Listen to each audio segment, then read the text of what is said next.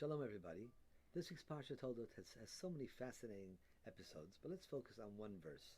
We know that Yitzchak Avinu, he gave the bracha to the wrong brother. He gave the bracha to Yaakov instead of Esav, or perhaps he gave it to the right brother.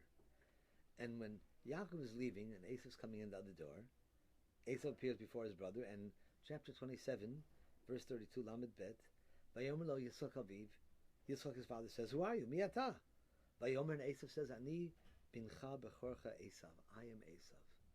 When Yitzchak realizes that he really is Esav, Vayechrad, the next verse, he trembled, Charada gedola, a huge trembling, ad ma'od, super, so much. And so, of course, the question is asked, why so extensively describe his trembling? You could have said Vayechrad Charada, he trembled, Charada gedola, a great trembling, ad ma'od. Why the need to be so excessive in explaining his trembling? So Rabbi, when the great Bali Musar, gives a beautiful answer, which is illustrated with this fascinating story. There's a book called The Bag of Marbles. It's one of the rare books written by survivors from Western Europe. Most of our books are from Eastern Europe.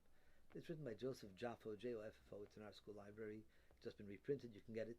It's a story of two little French boys evading the Nazis in occupied France. Fascinating reading, great stories. Towards the end, Paris is liberated, and Joseph, who's been undercover, living secretly as a Christian, he's been living with a family of Nazi sympathizers, of Vichy'ites. No one would ever dream of looking for a Jew there, of course.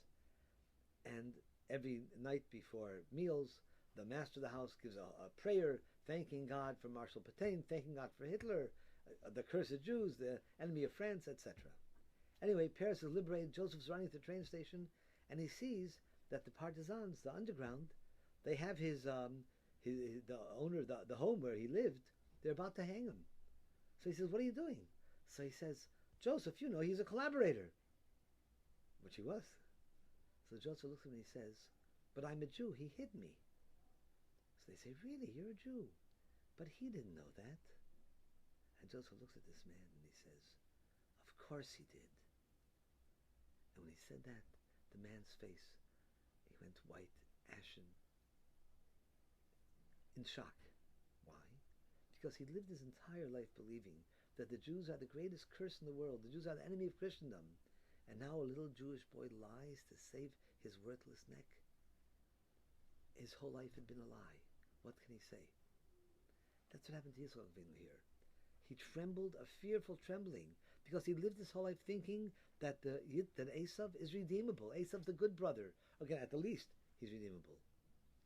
And now he sees suddenly he'd been wrong. His whole life had been a mistake. He trembled, Charada Gedola Ad Ma'od, because my whole life had been a mistake. But here's the difference. Yitzchak Avinu is our father, for his greatness. And what does he say? Gam Baruchiyah. The blessings should stay as they were. He acknowledges, I made a mistake.